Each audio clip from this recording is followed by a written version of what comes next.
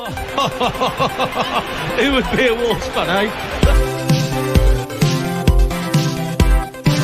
On goes ball. Speedball might yet win it here for Wolves. Flash in the shot. What a goal!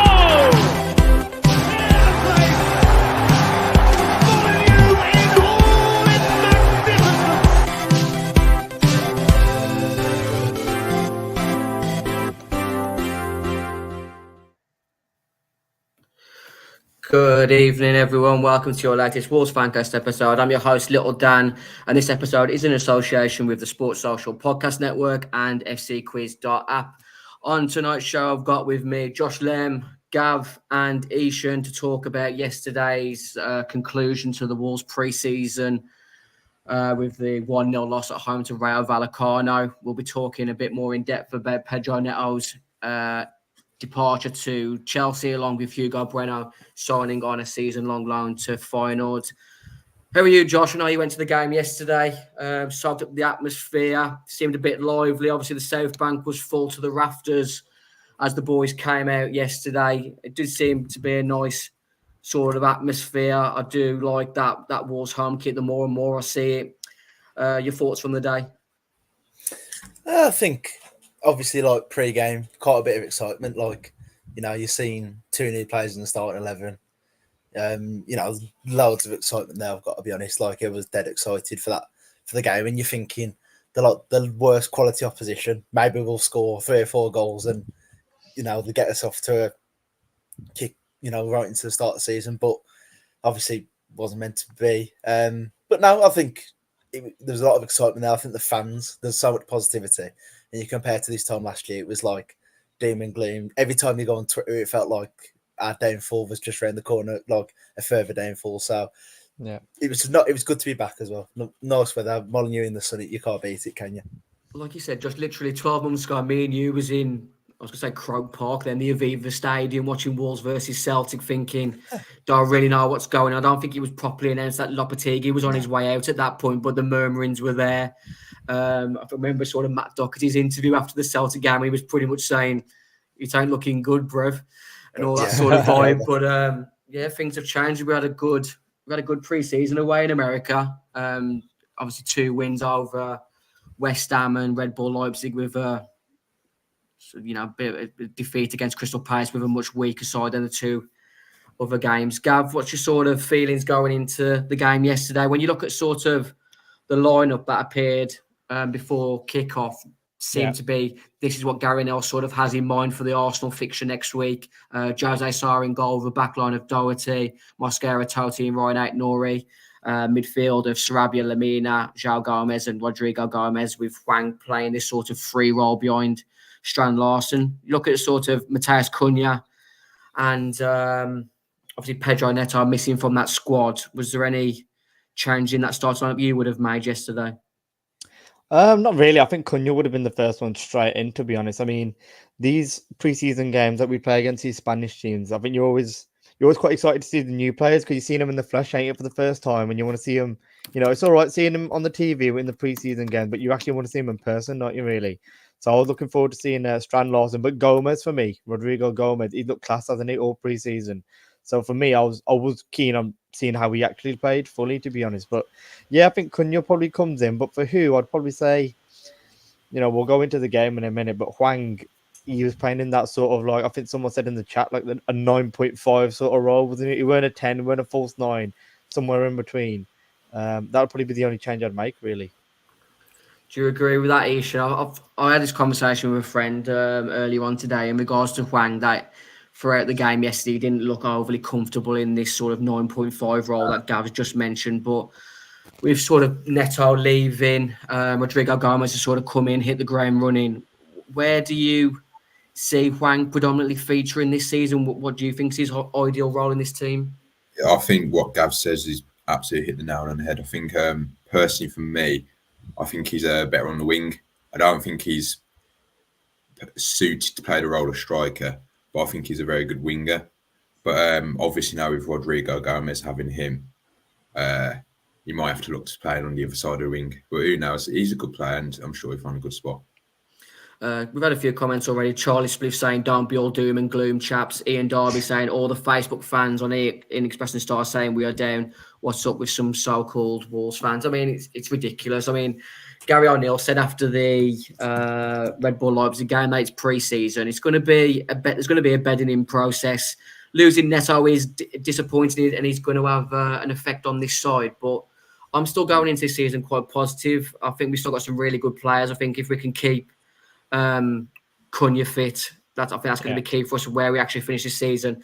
I made a sort of tongue-in-cheek comment to my mate earlier that if I could somehow just magic something out of this Pedro Neto money, it would be keep Cunha fit for the rest of the season. I think keep Cunha fit, and I think top half's well within our reach this season. Ian, Charlie, keep watching the Wolves Fancast. We try and keep it sensible and not over theatrical like other channels go. So thanks for joining us tonight. Let's talk about the match a bit more, because obviously Rodrigo Gomez mentioned earlier hit the ground running in the sort of the first opening moments. He had a bit of a quick break. He showed his pace. Was managed to set Hwang in on goal, and Hwang probably should have done better. Probably should have got a shot away a bit more clinically, or could have stood across for Jurgen Strand-Larsen for a tap in. Josh, what did you sort of make to Rodrigo Gomez in the opening half, Josh?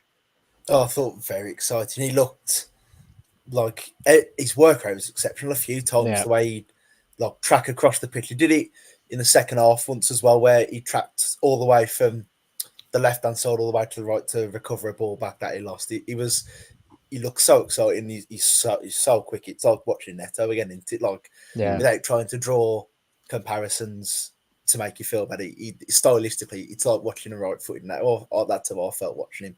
With his pace and like the way he runs with his head down, that like low centre of gravity. It was so impressive, and the way he pressed a couple of times to win that ball up high, just so impressive for him. Yeah, for me, I'm showing my age a bit now, but I mean, you've all seen him play, but he's got sort of similarities to Matt Jarvis for me down that left wing.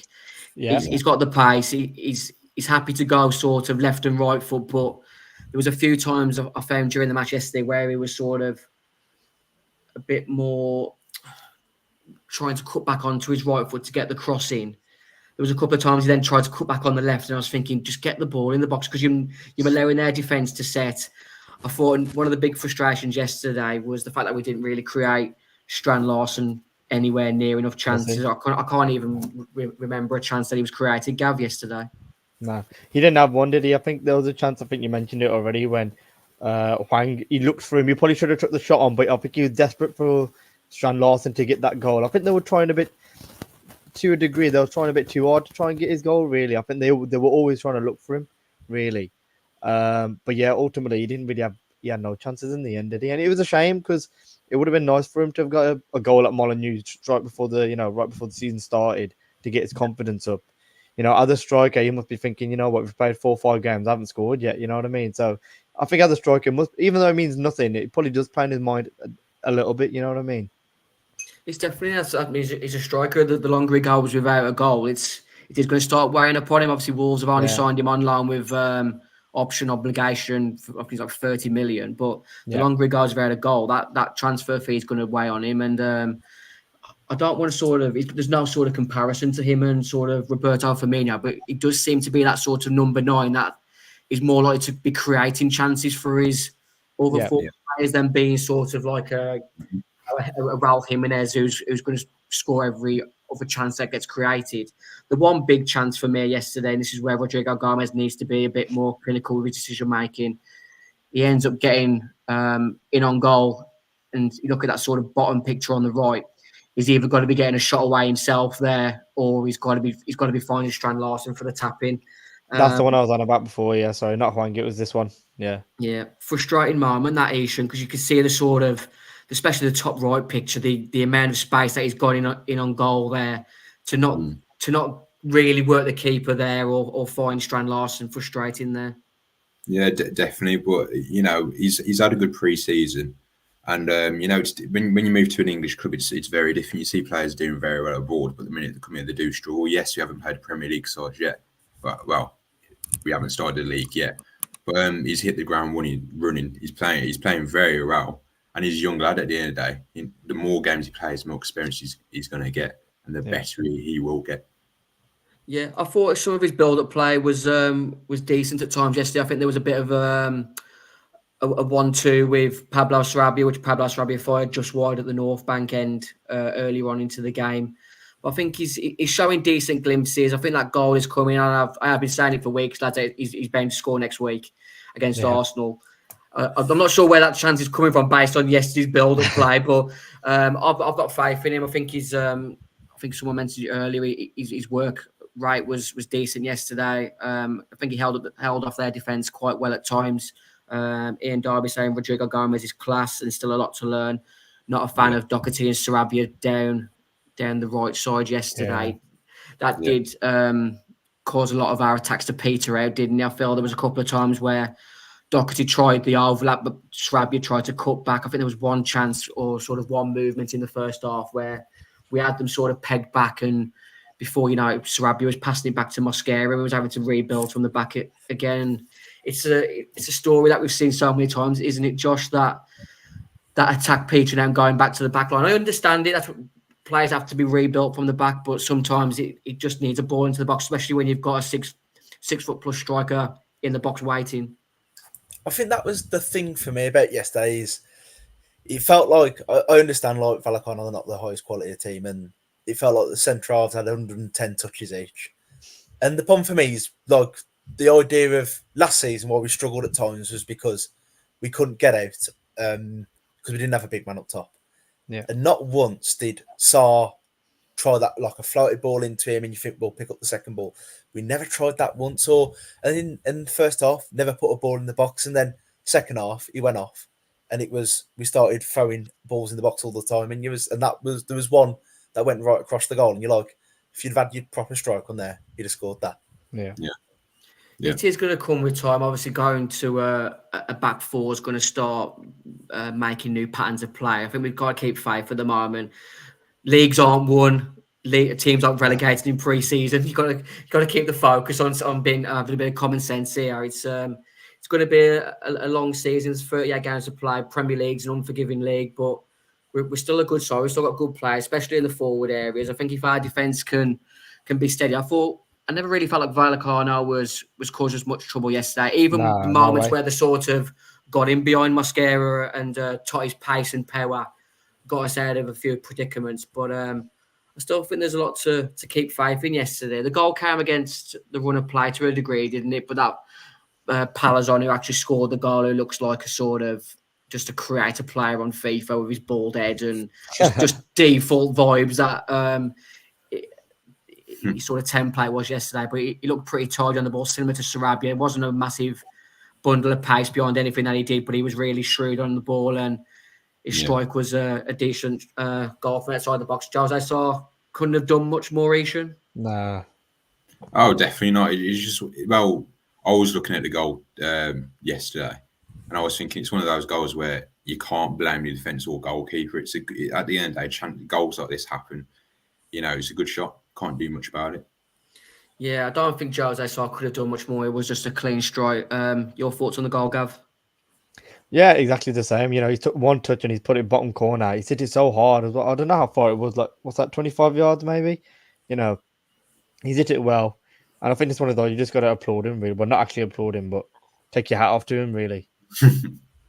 What was your sort of vibe at half-time, Josh, knowing that obviously we're 1-0 down against a side that finished 16th in La Liga last season and they were going to make it difficult for us, but did you have faith at half-time that we could sort of change the flow of play? Just a bit underwhelmed. I think, especially very well we did in America, the real, like, you know, I know it's typical Wolves, but I was thinking, tell you what, we're going to stick 3 or 4 past these, aren't we? Like, we're going to be heavy metal football from the off. And I'd not watched a full game of ours yet, so I was a bit, well, is this what it's been like? And then we score, you know, because seeing the highlights, you see the goals, and it's like, oh, you know, it wasn't free-flowing football that I was expecting. But, well, the 2 people who sat next to me, they buggered off at half-time, and I saw him in the Oxford after, and he was like, yeah, I'm glad I did that. I was like, jealous, yeah. You know, some people buggered off at half-time, they'd had enough. Heads are gone already. Yeah, with the weather being like it was yesterday, you can't begrudge people heading to the pub on the back of that first half. Because, like I said, we had chances. just probably that final pass or that final bit of movement was just lacking yesterday. I think Gary O'Neill talked about that in his post-match, which we'll talk about a bit more. Ian Darby, I mentioned this in our WhatsApp group, if you remember. He said, think we are missing our midfield runner in Lamina, as now he's been told to sit deep to look after the two centre-halves or wing play again. I did mention that I thought at times Lamina was too deep and João Gomez was too high in our WhatsApp group. What did you think to sort of Lamina dropping into that sort of advanced sweeper role, if you want to call it that, Asian? Because, like I said, he did drop into that sort of back three at times yesterday. Yeah, for me, I think it should be the other way around. I think João Gomez should play there because I think he every single time I watch him, no one really gets past him. He's very good at getting the ball back, winning the ball, and he distributes it very well. Agree with that, Gav? Yeah, I think the issue that we've got is last season we were still playing with the 3 at the back, so you had a bit more freedom. Now we're going to the 4. I think Gary O'Neill still wants that bit of security. So, Lamina's so strong on the ball. He wins the ball back, but he's not through like tackling. He's a bully, isn't he? He just pushes people off the ball. You can't even get around him. If someone tries to get on the ball off him, he just pushes them out the way. So it's one of those, really. I think if we played with the 3 at the back, you would have had more freedom to get forward. So I think it is just a result of playing with the 4 now. This is just how it's going to be. Yeah, there was times yesterday when Mosquera and Totti were quite high, penning sort of VALLECANO back, but similar to, games against... It felt like a game against Bournemouth or Brentford yesterday, where they were just resolute in the way they were defending. We were sort of... I don't think it was even sort of huffing and puffing to a degree, a lot throughout the match. It seemed to be, like you just said, I think Gary O'Neill said in the past match, the pitch was slow and at times we did look flat. There was quite a few times where Mosquera was open to sort of launching that ball diagonal to Rodrigo Gomez, which worked a few times, but it felt sort of one-dimensional at times, the way we were trying to build up. We mentioned Hwang earlier on the show, and he had sort of, we'll come to that, because the big moment that came before Hwang's chances was Jean-Victor Bellegarde putting Gonzalo Guedes through, and the keeper comes running off his line, and for me, he's got to be scoring that chance, Gav. I mean, I jokingly said in our WhatsApp group that I'm shooting from outside the box there. I don't think it even needed a shot. I think it just needed a strong pass towards the goal, because when the keeper's coming out that far, you should be doing an R1 finish type shot for me there. I'm joking. But for me, that seems sort of basic for me, Gav. Like, when the keeper's coming out that far, you've got to be slotting it round him. When choosing to knock it round him, I thought was a really poor choice there. But that's a player that hasn't featured regularly in games for months, isn't it? Yeah, I think what he's done is he's gone for on goal and he's held the right analog, took that big heavy touch to the side. I think, to be honest, he's actually gone further away from goal doing that touch than he was originally, wasn't he? Really. I think he goes the wrong side of the keeper if he's going to knock it round the keeper. But that's the other thing, isn't it? That is a confidence thing, isn't it? I think if you put any other, scoring striker in front of that, I mean, Strand Larson must be thinking, fucking hell, I wish I was in that position. One big chance like that throughout the whole game. So yeah, it's a shame, really. I mean, it would have been nice, maybe even for Guedes. It looked like there's a chance that he might be sticking around. If he puts that in, you never know what could happen at the end of the day. He could go on a little scoring run. He could end up being the star striker for us. You know what I mean? Anything could have happened there. It's a sliding doors moment potentially. Yeah, we always talk about sliding doors moments on the Fancast. It's a regular occurrence. Whether when we talked about Sasha not having injuries, if Fabio hadn't had Raul Jimenez getting injured, could he have developed under Raul and being the striker that Porto sold us? But Josh, you saw it firsthand in the Safe Bank yesterday. Your thoughts on that Guedes chance? Can't believe how heavy a touch. You'd expect that at that charity event at the foundation a couple of weeks' time. Professional football knocking it that far wide. And does he think he's Usain Bolt catching the end of it? But the only I could say is fair play. I thought Bellegarde looked good when he come on. That's a good ball through, and it just you talk about sliding doors. It sums up Guedes' career at Wolves, doesn't it? So much promise, and then the final action, then we fuck it up and we're back to square one. Ishan, a couple of months ago at Molineux, I played you through on goal similar to yesterday. You took your chance. What's your opinions on that Guedes? I can't even call it a miss because it's just a complete hash of an opportunity, isn't it? Yeah, well, yeah. I think the two lads have said exactly what every single person thinks, because you should be scoring as a Sunday league striker should be scoring from there. So when you're getting paid as much as what these lot do, it's bread and butter at the end of the day. You look at that bottom right-hand picture there, and you can see how wide he's knocked it round. I mean, you've got 2 fullbacks literally sweeping up. It's such a poor chance, but I feel like Greda's got a lot of flack, and Hwang Hee-chan didn't get enough flack for the chance that he missed a bit further on in the second half. He had one a few moments before where he cut back in on his right and ballooned one into the south bank, but I'm not sure. I think it might have been Chiquinho who puts the ball across the 6-yard box for a point-blank header. Josh, I can see you nodding already. He shouldn't be missing from there with a header under no pressure from the opposition. You'd be fuming if that was a Premier League game, wouldn't you? Like your head would actually pop.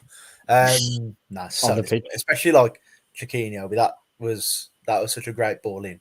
We create one good chance all afternoon and we miss it. I think I got to say I thought Hwang's performance yesterday, from the point of view of like, he just goes down every fucking chance he gets. He's on the floor into. Yeah. Don't you just think? And it's so frustrating. Like, there was one free kick second half. We chipped the ball in, and I don't think there was a VALLECANO player within 2 yards of him, and he was on the floor on his ankle for a penalty. And there was another one where he had a push, and you're just like, you ain't getting that in the Premier League. Just stand on your feet. I felt at times yesterday, I thought Anthony Taylor was quite on our side to a degree. I think he gave us a few soft fouls, which probably wouldn't have been given in a Premier League game yesterday. But the way Hwang went down in the box, like you mentioned, I don't know whether he thought VAR was in effect yesterday, but it was embarrassing, wasn't it? That chance with his header, Gav. Another keeper makes it. It's a routine save for me because he barely works the keeper. No, I mean, I was in the North Bank and I was sitting even from there, I thought it was going to go in. So to see that he didn't put it in, it was like, it's little things like that. Another, confidence. If he gets that in going into the Arsenal game, he'll probably be buzzing, wouldn't he, at the end of the day? Because the last minute, I think that was like 88th minute or something daft like that. That header was. So again, confidence. If he puts that in, starts a season, and he might go on to Arsenal and score there, then it's just a snowball effect, then, isn't it? So yeah. We've been quite harsh on the players that have missed these chances, but like you said, on another day we could have scored 4 or 5 yesterday. So we can't be too pessimistic going into the Arsenal game. You've got to be sort of check reality for a second. Play like we did yesterday, and Arsenal will probably slap 3 or 4 past us. But I still think there's a lot of optimism you can take off that performance yesterday when we played pretty bad over the 90 minutes, yet still could have scored 4 or 5. So still optimistic, Ishan? Yeah, I am optimistic, but I do feel like we need to focus on these chances, because chances like this in the Premier League, and it's affected us since Jimenez got injured, is the difference between a bottom half finish and a top half finish. We've got to be scoring chances, because when we played the Arsenals, Man City, Liverpool teams, we're not going to get many chances. And if we get chances like that and miss, then we're not going to win. So it is something that the lads need to work on. Paul 202011 in the comments section saying, conclusion from the pointless friendly, Doherty isn't good enough, but in other news, the sky is blue. Pedro Lima did feature towards the end of the game yesterday. Based on what you saw in pre-season of Pedro Lima, Gav, has he done enough to start away at Arsenal next week, or do you go with the trusted Matt Doherty? I think I'd have to go for Doc, and that's nothing against Pedro Lima per se. But I just think getting thrown in against Arsenal first game of the season, it's too much. It's too much. And at least Doc, I think for everything that Doc does bad, I think in the air he is pretty solid, isn't he? So even from set pieces and stuff, he's still a threat in both boxes. And even though it's a bit slow, I think Pedro's just going to get he is just going to get caught out positionally more than anything, not through pace or anything, because he's pretty quick. But I think positionally, he's just not going to be quite there yet, I don't think. So for me, I'd probably go for Doc. I don't see Gary O'Neill going to a back 5 next week, Josh. But if he was to throw Dawson in, could you crowbar Lima in at right wing back instead of Doc then? You could do. I think there's more chance of us going like Aït-Nouri, Totti, Dawson, and playing Mosquera at right back or something like that than playing Liam Morgan at the back. I think the And I think it'll be Doc. And the thing is, you don't want Lima to come in and like Trossard if they're playing, or Martinelli not so much. But if they're playing Trossard, like who's a high quality winger, if he has, you don't want to kill his confidence before we even started here. It's a bit of a write-off game anyway to a certain degree. And that's a bit pessimistic, but it is even a normal season. Any time of the year it's a write-off game. I think the right idea would be play Doc, and you got someone like say good at defending the back post, good on their headers, things like that. It's not the safe bet, isn't it? I don't think you're going to get too far wrong. Yeah. No, I agree. I think if we can keep ourselves in the game against Arsenal, and you've got players like Pedro Lima and Chiquinho coming off the bench with sort of 15, 20 minutes to go, I think they've got the energy and the rawness and just the pace to cause Arsenal troubles in the last 15, 20 minutes as legs start to tire. Jurgen Strand-Larsen, Gary O'Neill said after the game, had a little issue in the warm-up with his groin, which was a little frustrating. Gary O'Neill felt he was okay to play and was desperate not to risk him, but he said he was fine, so we got him in an hour and hopefully he'll be okay. Gary O'Neill's trust in players having little knocks before games is becoming a recurring issue for me, and his constant post-match injury rehab timelines that he comes out with becomes a bit frustrating at times. I think after the West Ham game where Cunha came off, it was like touch and go whether Cunha would be injured for a while or whether he was okay, and then he was seen in training a couple of days later. Then earlier on this week, he was a doubt for us. I don't know whether it's mind games by Gary O'Neill, but for me, he needs to be a bit more cautious with some of the comments that he comes out with in his post-match press conferences. But based on what you saw pre-season, Ishan, Strand-Larsen has to start up front in that number 9 next week, or if Cunha is fit, do you play sort of Cunha off the left with Wang down the middle? No, I think he definitely has to play. He's had a good pre-season. And I think I've said it since Cunha's came to the club. I don't think he's an out-and-out striker. He's always been a bit more forward than a number 10. He can score and he can create loads of chances. So I think those two work very well together.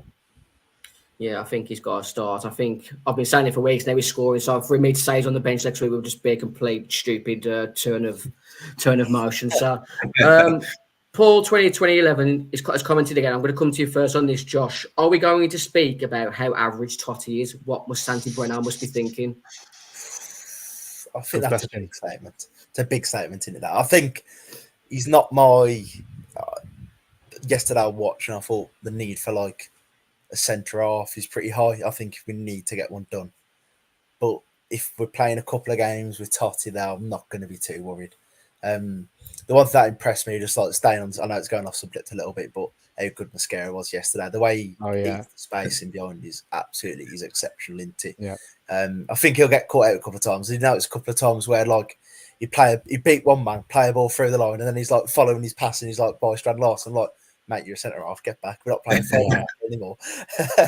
But no, I think he's got. I thought he was absolutely brilliant yesterday, Mascara. He's like I say, that ability to cover the space, especially in behind Doc.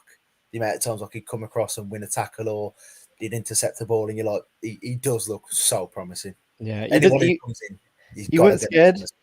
No. Yeah, he wasn't scared of carrying the ball, was he? Either like Kilman was good at that, coming out, carrying the ball, coming into midfield. I think Mascara did that quite well yesterday as well. To be fair, so he looked like he was slotting pretty easily. But like Josh said, I think we will need someone next to him. To be honest, I think Totti. I don't know what it is. He looks really stiff every time he's on the ball. He just looks really stiff, like uncomfortable with the ball at his feet. You know what I mean? But like defending wise, he'll get there. He's quick. He's fast. He'll put the block in. He'll get the headers in. But on the ball, he just looks so uncomfortable. He gives me kittens, to be honest.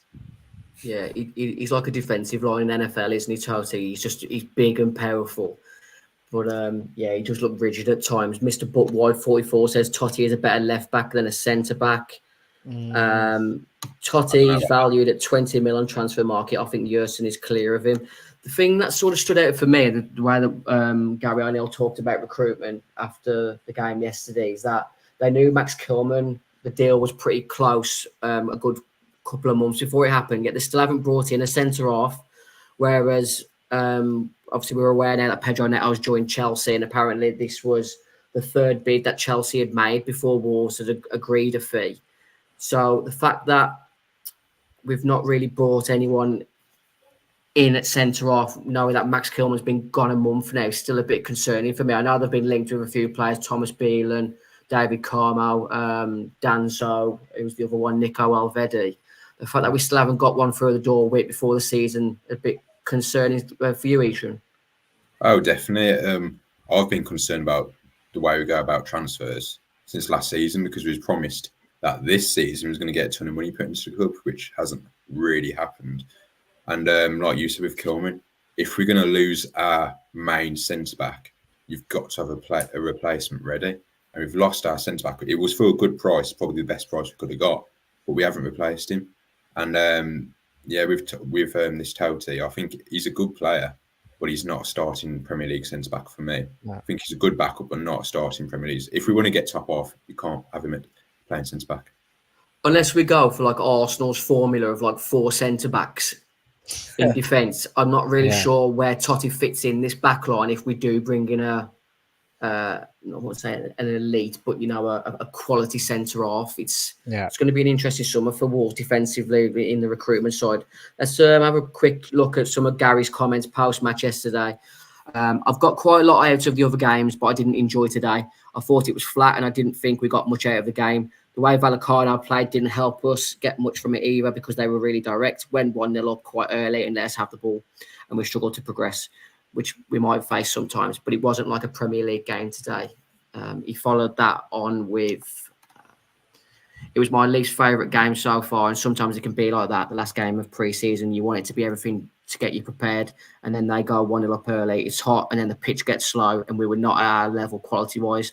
I saw it in training as well the other day. Since we landed back from America, maybe the level has dropped slightly, whether that's through tiredness because there was a lot of travel. But that's out of our system now. We need to get back to work on Monday.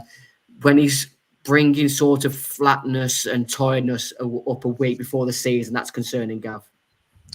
Yeah, I mean, I agree with the travelling part, but still to say that a week before the season start for me is concerning. Well, everyone's going to be the same, aren't they? Everyone's come from.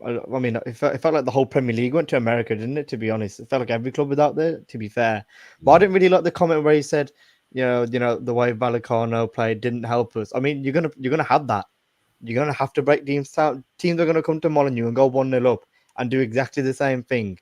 So if anything, I think VALLECANO done us a favour to play like that and get us to try and break teams down.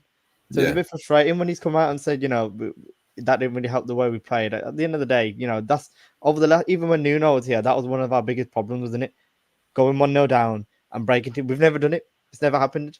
I can't think of many times where we've gone 1-0 down to like a Bournemouth and come back 2-1. Really, we've always taken the lead and gone on to win the game. Sorry. So, the jet lag thing. I get it to a degree, but at the same time, the week before the season starts, they should be fit really right now. So it's I understand it a little bit, but at the same time, it's a bit frustrating. You look like you had a light bulb moment there again, Josh. What was your thoughts on Gary's comments?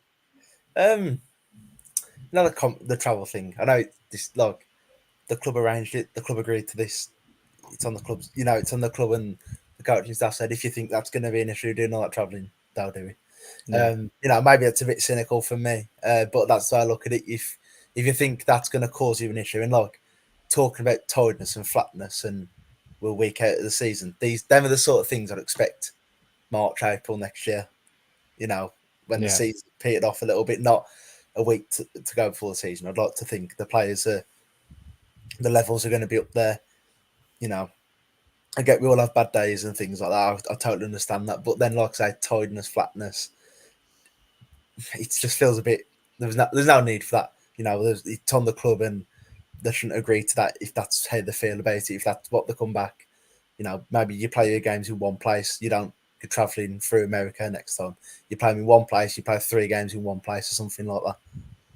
Yeah, that American distance. I think that there was. How do you word it? They were staying in Miami, but they were having to travel to like Fort Lauderdale for the 2 games before ending at Miami. Did they really need the Marbella trip on top of the US trip. I mean, the Marbella trip was pure training. From what we gathered, apparently they were run hard in that week in Marbella, followed by a training session game against Como. But maybe this is where Gary O'Neill will learn in future pre-seasons what sort of pre-season they actually need, and what I understand from a revenue and a marketing point of view, they have to go to places like America. They tried to go to South Korea last summer.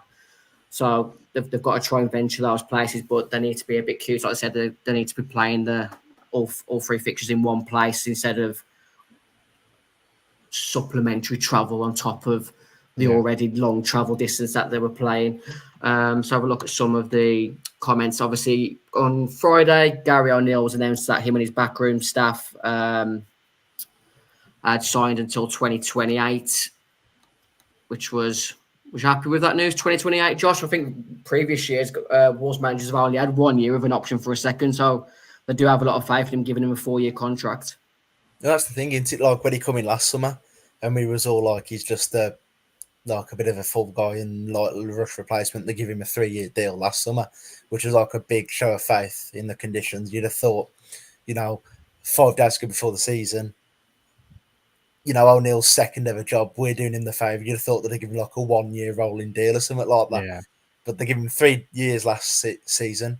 They give him, so we've extended that by like another 2 sort of thing. So you look and you go, it's a big statement of intent, and I think it works both ways. Obviously, I doubt he's going to sign up to an extension with a potential England job and things like that around the corner. You never know. On the basis of we're not going to sign players, I'd like to think that we've made the promises. We're going to get this money in. They didn't know about the Neto deal at the time. We're going to sign players with that money. We're going to really build the squad. We're not going to get rid of many players. You've got a lot of freedom. Do you know what I mean? So I think that it's a big show of intent from both parties, really. Gary O'Neill to stay, but then us to, as a reward for the hard work that he did last season, that no one expected.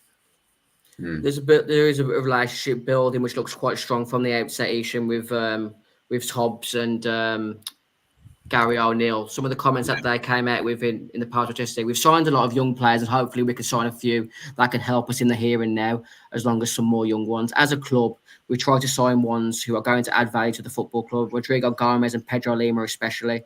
They're ones who have real talent, but also resale value. You follow that on with, we're not going to sign another Pedro Neto. It's about using the money well enough to replenish the squad in a few areas, a wide player being one. Looking at that squad that we had earlier on the screen, is a wide player a priority for you, or is it a centre-half or somewhere else? Yeah, definitely a centre-half for me. I think we're spoilt for choice in attack, personally, but I think we need to get a centre-back. I think we could do with another centre-mid, maybe another striker, but definitely centre-back. Yeah. Centre-half priority for you, Josh? Centre-half priority, definitely. But I watched yesterday, and for me, I feel like the need for an attacking player is just as much so centre-half. I really feel that.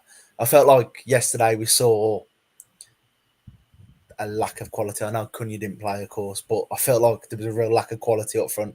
I really felt that. And like, you look when Jota left, we had Adama and like Neto. There was almost like ready-made replacement sort of thing. You know what I mean? Like, there was already quality players to kind of fill that void. But when, with Neto, it's like, well, Gomez is an unknown. Chiquinho's an unknown. Guedes, we don't know if he's going to be here. We don't know if Pedence's going to be here. Obviously, Sarabia is going to be in and around the first team. I just feel like I just worry that the lack of quality in games to win us games. You know what I mean? That bit of spark, that bit of magic. You look last season, how many times was it the magic of the front three would win us games? Yeah. We seem to have improved in depth, but maybe lost that bit of star quality that we had. Yeah, I think centre-half's the key thing for this summer. They've had enough time to replace Max Kilman. I still don't feel Max Kilman would have been comfortable in the back four. I don't feel there's really a centre-half at the club apart from maybe Yurs at the moment who looks comfortable in the back four. I don't think Semedo all right, nor him fullbacks in the back four, but no. Obviously got to give them time to bed in. Obviously we're missing Semedo for the first 3 games of the season, so it's up to Doherty and Pedro Lima to try and stake a claim going forward. One of the big questions in the comment section, Josh, is from Chris Rogers, who says, speaking of summer signings, why are Fancast members joining Talking Wolves? It's been a big comment. This is a new cycle within the Wolves Fancast. It felt like the right time for Gully to leave. We did try it. We did put an offer into Gully with his Gully's tactical analysis show, but it just felt like it was time for Gully to move on. Similar to Pedro Neto, wages were discussed, but it just felt like time where Gully needed the views, and Talking Wolves were there to step in. We'll be telling and showing Gully he's made a mistake in the upcoming seven-side fantasy charity tournament at Compton in a few weeks, where you can help the Wolves Foundation with donations at the website www.justgiving.com/page/Content Creators Cup 2024. Myself, Ishan, Gav, Josh, and I believe it's 9 other Fancast players, because we've got a team of 13 now, which has raised over close to £300 now for the charity. I think it was over £2,000 last time I looked. So if you can help the Wolves Foundation with donations, it'd be massively appreciated. Paul 2011 did say, Gully left for the wages. To be honest, I did say it was a new cycle. I did want more younger faces on the show. And like myself, Gully has started to show a few grey hairs in his beard recently. So we wish him well, but we're in a new cycle now. And yeah, we move. One of the other things that sort of came out in the last sort of 24 hours is that Jose Sá still is being linked with a move away. And this morning, Wolves were linked to Lazio goalkeeper Christos Mandas, who's valued at 20 million euros. There does seem to be a lot of murmurings that I've heard in other WhatsApp groups this morning that Wolves are genuinely holding a strong interest in Sam Johnston, which for me isn't the type of goalkeeper I want to see Wolves going for. But what would your thoughts be on Sam Johnston, Gav? I wouldn't mind him, to be honest. It all depends on, if you get good money for Sá and it's like half the price of, double the price of Sam Johnston, and then you use his money towards another player, then it might make sense. I can see you got Ramsdale on here. I wasn't even bringing that up. I'm not having Aaron Ramsdale will not wear a Wolves shirt whilst I've got 2 eyes. Yeah, you know what? If it wasn't for the Albion links, I'd have him. But because of the Albion links, I don't think he's an upgrade on Jose Sá, Gav. I really don't. I don't think Aaron Ramsdale is better with his feet than what Jose Sá is. Yeah, and I think Jose Sá is a quality shot stopper. There'll be people who disagree with me, but I don't feel that Aaron Ramsdale is an upgrade on Jose Sá. And Arsenal are going to want good money for him. Whether there's a deal that could be agreed with Dan Bendigoni in the other way is another story. But for me, Aaron Ramsdale is not an upgrade on Jose Sá. He's got a clanger in him as well, hasn't he? How many times have you seen it for Arsenal where like the players have picked him up off the floor because he's had a howler? So no, that is a fair comment, to be fair. But I don't think Sam Johnston wouldn't be a bad one, really. It's hard to imagine them spending 20 million on the Lazio keeper, because I think they're going to want to recycle that Neto money pretty well, probably on an attacking player as well, to be honest. So yeah. What would your thoughts be on Sam Johnston, Ethan? Yeah, I'd be happy with him. And regarding Aaron Ramsdale, I'd actually disagree with you. I think he's a good goalkeeper. I think when he was playing for Arsenal, he did do a decent job for them as the number one. But the one thing that I would say is I am very worried that we're heading into a season next week and that we're discussing our goalkeeper. Yeah. We should have our number one. We should have our core team ready to go, and we haven't got our centre back. We could be losing our main goalkeeper. These are issues that we've got to get sorted. Yeah, the spine is a concern, isn't it? When you look at sort of the form and the uncertainty around our spine at the moment. Like I said, Jose Sá has been linked with a move away for a good few months now. I'm not sure where he's actually being linked to, because all the Saudi teams have actually got good goalkeepers now. So unless he goes to like a El Etifak, who like a really poor side, I don't know where he's going in Saudi Arabia. So unless he ends up going back to Portugal, I don't know. You never know. Maybe they've suddenly had a load of cash coming for like a keeper. You just don't know, do you? Yeah, and then our centre-halves, we've been crying out for a new centre-half since Kilman left. Mosquera and Totti have done okay in the pre-season, but there's still a bit of uncertainty around there. Lemina and Gomez seem to be playing different roles to what they did last season, showing on what we saw yesterday at Molyneux, and Jorgen Strand Larsen is still sort of bedding in at Molyneux. So it is a concern, that spine. I feel there's a lot of optimism there, but there is going to be a bit of bedding in time. The massive Yeah. concern is we've got a really tough run of fixtures, haven't we? You've got to play both teams 38 times. Sorry, both teams throughout the season, regardless of whatever pattern they come in. But you're going into sort of, I think we've got Villa, the 5th game of the season, something like that. I think we've got Arsenal, Chelsea, Forest. Yeah. Newcastle, Villa, is it? Villa, yeah. So I mean, Liverpool. You go into that sort of, you come out the back of losing. You could easily lose all for the first 3 games: Arsenal, Chelsea, Forest. Yeah. If you get beat on the back, you get beat by Forest. The alarm bell starts to ring for a high percentage of Wolves fans. It wouldn't be for me because you've got to let this team bed in and like this new style of play that Gary O'Neill's trying to build. But I agree. Yeah, it's going to be. Just have a bit of faith. We've got nothing left to give but faith. Fabio Silva appeared at FC Porto again yesterday. Hopefully, we can make a deal with sending Fabio back there. He's been linked to a few other clubs, hasn't he? I think Genoa. Who's the other 2 clubs that he's been linked to? Valencia, yeah. Said. Yeah, and Wolves have been linked to the forward player Galeno from Porto. I'm not really sure a lot. I'm not really fully aware of how Galeno is, but from the sort of reports, he seems a bit of a talent. Anyone aware of Galeno? Yeah, I think I watched him in a few Champions League games this year. I'm pretty sure he scored for Braga for Molineux, didn't he? Yeah, he did. He played for Braga. I thought he scored in the 1-0 when Bennett played it backwards, and he definitely scored against us one of the games. Yeah, he's got either game. He bagged against us. I know that much, but he looks quick. I mean, I think he'd be a good replacement for Neto if we could manage to get him through the door. To be honest, do you see him spending £40 million on like a replacement now? That's what Porto are going to want. I don't is know. that euros or? Does everyone think we're going to spend big money on a replacement, or do you think it's more a case of we're going to spend 20 million quid there, 20 million quid there, 20 million? Yeah. By 3-4 positions. What does everyone else think? I don't know. That seems to be the gist, doesn't it? Based on what Gary O'Neill said, was it in this one? We're not going to sign another Pedro Neto. It's about using the money well enough to replenish the squad in a few areas. So you might be right, Josh, in regards to small fees across the squad. But for me, there could possibly be a marquee signing that costs maybe 30 or 40 million, but spread over a 4 or 5 year contract. So we'll be interested to see what happens. Obviously, there's 3 weeks, just over 2.5 weeks till the transfer window closes. So we'll see where that goes. From Wolfsburg was the other side that have been linked to Fabio Silva. It's going to be an interesting few weeks. It's a big game away to Arsenal next week. Got a spare ticket if anyone's interested. We're trying to flog this spare ticket off for about a week now, aren't you? I can't go too much into it publicly because then this is where the club starts, putting blocks on away tickets and stuff like that. And this isn't my ticket I'm trying to get rid of. So if anyone's interested, you can follow me at Sherpa Van Dan and DM for all inquiries, and we can see what we can do for you. Any sort of other things that you want to bring up from best on yesterday's game? What was the sort of atmosphere around Molineux, Josh, as you walked out at full time?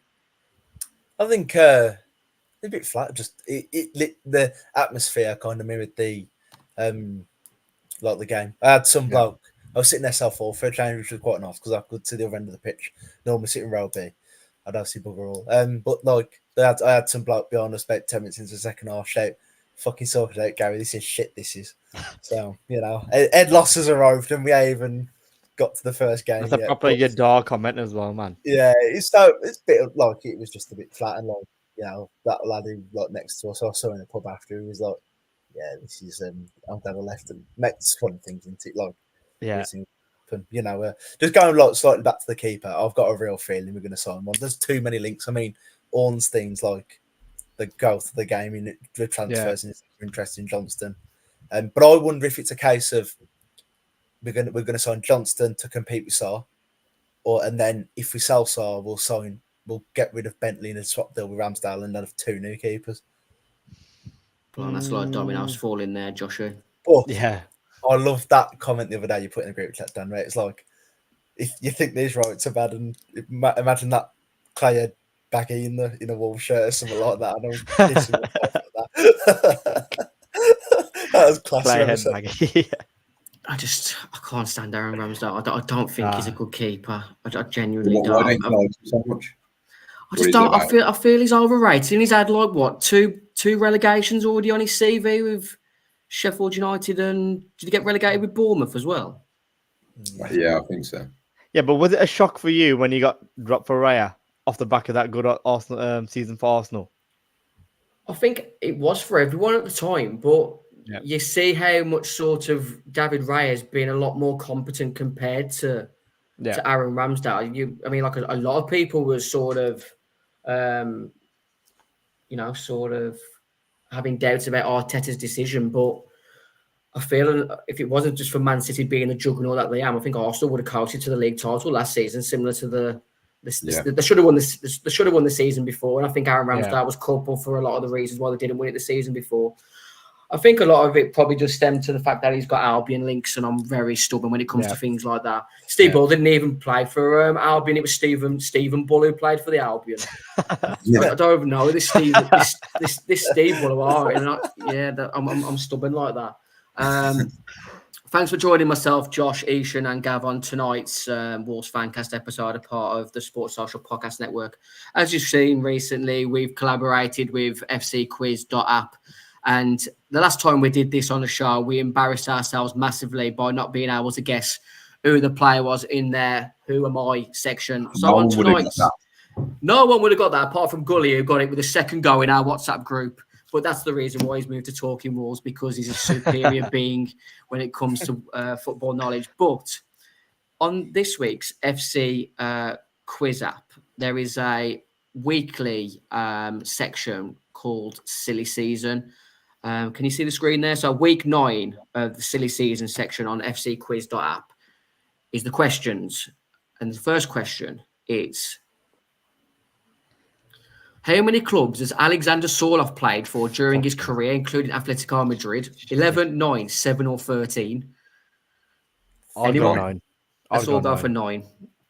That is incorrect. He's played for 11 sides. It's a good start, lads, but we've got 7 more questions to save. That's a solid question. That is a solid question, to be honest. Yeah, the guy who actually runs fcquiz.app is Petter Velland, who was on our show a couple of months ago.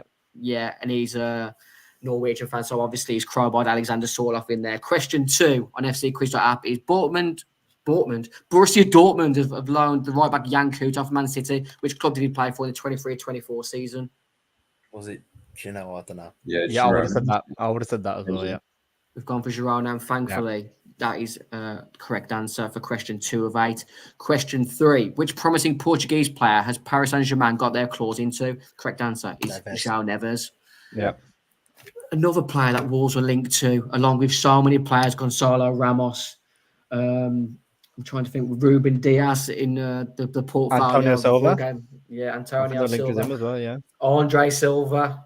Andre all the Silvers, basically. All the Silvers, never the Golds. Question 4 out of 8 is only one of these 3 clubs has brought a player in the summer of 2024 as of August the 7th. Which one is it? Liverpool, Bayern, Barcelona. Liverpool, isn't it? It's got to be only one of these clubs has bought a player. So Liverpool signed anyone yet? Bayern have signed Olmo. Elise. They just signed, didn't they? Yeah. Oh, yeah. It's not gone through to Barcelona, is it? Dani Olmo, another player that Wolves were linked to at one point. Apparently, Nuno decided to choose Daniel Padence over the top of him. Nice one, Nuno. Question 5. Which of these players have not signed for West Ham this summer? Guido Rodriguez, Hans Hatterborn, Nicholas Fulkrug, or Crescencio Somerville? It is Hatterborn. We're on a roll now, lads. We might be able to get at least half of these questions right. Question 6 of 8. Nicolas Pepe has signed for Villarreal. Which club did he become a record signing for in 2019? It's Arsenal. I think it was around £70 million. Unreal. Question 7 of 8. Atletico Madrid is active in the transfer market at the moment. According to reports, which Argentine is very close to signing for them? Correct answer is Julian Alvarez. Question 8 of 8 for us to go. 7 out of 8 in this week's Silly Season quiz on fcquiz.app. Renato Sanchez has returned to his parent club. Which is it? Correct answer is Benfica. Another player that Wolves were linked heavily to over the years and didn't manage to get over the line. But the player that still stings me the most that Wolves didn't sign was Anderson Talisca. Let's see where we finished in the season, silly season, week 9 league table. As I said, we got 7 out of 8 with a time bonus of 31. That leaves us with a total point score of 101 points, and that leaves us 122nd out of 206 players. Nice little quiz there. Hope you enjoyed it. I'm on it regularly. You've also got the Wolves Fancast weekly quiz that's out now. If you find it on our social media quiz, 8 questions there. And at the end of every week, we are going to be giving out a prize to the winner of that league table. So get your results in, and hopefully we'll be back. I think we're joining an Arsenal fan at the back end of next week before the game, but midweek, I think it's Tuesday or Wednesday this week, we'll be doing a pre-season prediction show. So be sure to join us. Press the like button before you leave. Subscribe to the channel. Myself, Josh, Ishan, and Gav, thank you for joining us tonight. Have a good rest of your week, and we'll see you again. Up the Wolves.